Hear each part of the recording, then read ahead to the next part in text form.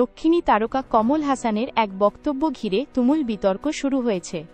চেন্নাইয়ের এক অনুষ্ঠানে তিনি বলেন, একমাত্র শিক্ষাই পারে একনায়কতন্ত্র ও সনাতন ধ্বংস করতে।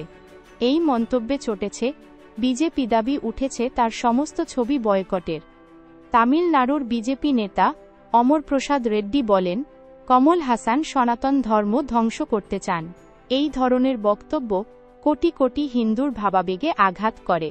তাই সকল হিন্দুকে অনুরোধ করছি তার ছবি দেখা বন্ধ করুন।